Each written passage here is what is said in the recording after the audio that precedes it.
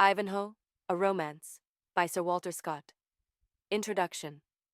The author of the Waverley novels had hitherto proceeded in an unabated course of popularity, and might, in his peculiar district of literature, have been termed l'enfant gate of success. It was plain, however, that frequent publication must finally wear out the public favour, unless some mode could be devised to give an appearance of novelty to subsequent productions. Scottish manners, Scottish dialect, and Scottish characters of note, being those with which the author was most intimately and familiarly acquainted, were the groundwork upon which he had hitherto relied for giving effect to his narrative. It was, however, obvious that this kind of interest must in the end occasion a degree of sameness and repetition if exclusively resorted to, and that the reader was likely at length to adopt the language of Edwin in Parnell's tale. "Reverse the spell," he cries, "and let it fairly now suffice. The gamble has been shown." Nothing can be more dangerous for the fame of a professor of the fine arts than to permit, if he can possibly prevent it, the character of a mannerist to be attached to him, or that he should be supposed capable of success only in a particular and limited style. The public are, in general, very ready to adopt the opinion that he who has pleased them in one peculiar mode of composition is, by means of that very talent, rendered incapable of venturing upon other subjects.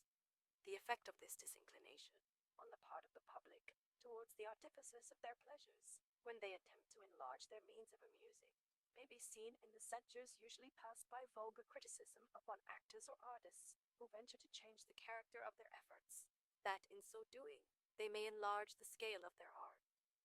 There is some justice in this opinion, as there always is in such as attain general currency. It may often happen on the stage that an actor, by possessing in a preeminent degree the external qualities necessary to give effect to comedy, may be deprived of the right to aspire to tragic excellence, and in painting or literary composition, an artist or poet may be master exclusively of modes of thought and powers of expression which confine him to a single course of subjects. But much more frequently, the same capacity which carries a man to popularity in one department will obtain for him success in another, and that must be more particularly the case in literary composition than either in acting or painting, because the adventurer in that department is not impeded in his exertions by any peculiarity of features or conformation of person proper for particular parts, or by any peculiar mechanical habits of using the pencil limited to a particular class of subjects.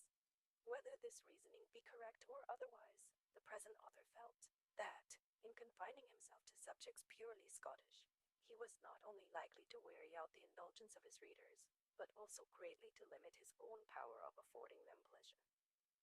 In a highly polished country, where so much genius is monthly employed in catering for public amusement, a fresh topic, such as he had himself had the happiness to light upon, is the untasted spring of the desert. Men bless their stars and call it luxury.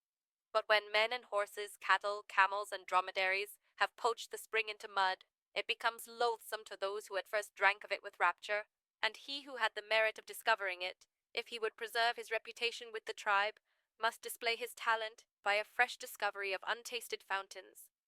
If the author, who finds himself limited to a particular class of subjects, endeavors to sustain his reputation by striving to add a novelty of attraction to themes of the same character which have been formerly successful under his management, there are manifest reasons why, after a certain point, he is likely to fail. If the mind be not wrought out, the strength and capacity of the miner become necessarily exhausted. If he closely imitates the narratives which he has before rendered successful, he is doomed to wonder that they please no more. If he struggles to take a different view of the same class of subjects, he speedily discovers that what is obvious, graceful, and natural has been exhausted, and in order to obtain the indispensable charm of novelty, he is forced upon caricature, and to avoid being trite, must become extravagant. It is not perhaps necessary to enumerate so many reasons why the author of the Scottish novels, as they were then exclusively termed, should be desirous to make an experiment on a subject purely English. It was his purpose, at the same time, to have rendered the experiment as complete as possible, by bringing the intended work before the public as the effort of a new candidate for their favor, in order that no degree of prejudice, whether favorable or the reverse, might attach to it as a new production of the author of Waverley, but this intention was afterwards departed from, for reasons to be hereafter mentioned. The period of the narrative adopted was the abounding with characters whose very names were sure to attract general attention, but as affording a striking contrast betwixt the Saxons, by whom the soil was cultivated, and the Normans, who still reigned in it as conquerors, reluctant to mix with the vanquished, or acknowledge themselves of the same stock.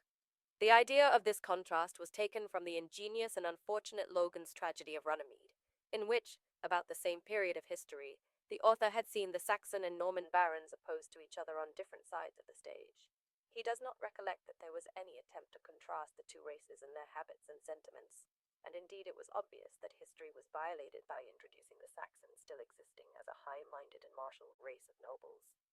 They did, however, survive as a people, and some of the ancient Saxon families possessed wealth and power, although they were exceptions to the humble condition of the race in general.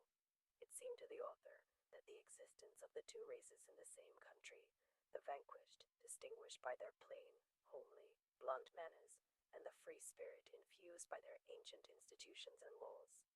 the victors by the high spirit of military fame, personal adventure, and whatever could distinguish them as the flower of chivalry, might, intermixed with other characters belonging to the same time and country, interest the reader by the contrast, if the author should not fail on his part. Scotland, however, had been of late used so exclusively as the scene of what is called historical romance, that the preliminary letter of Mr. Lawrence Templeton became in some measure necessary. To this, as to an introduction, the reader is referred, as expressing the author's purpose and opinions in undertaking this species of composition, under the necessary reservation that he is far from thinking he has attained the point at which he aimed. It is scarcely necessary to add that there was no idea or wish to pass off the supposed Mr. Templeton as a real person, but a kind of continuation of the tales of my landlord had been recently attempted by a stranger, and it was supposed this dedicatory epistle might pass for some imitation of the same kind, and thus putting inquirers upon a false scent, induce them to believe they had before them the work of some new candidate for their favor. After a considerable part of the work had been finished and printed, the publishers, who pretended to discern in it a germ of popularity, remonstrated strenuously against its appearing as an absolutely anonymous production, and contended that it should have the advantage of being announced as by the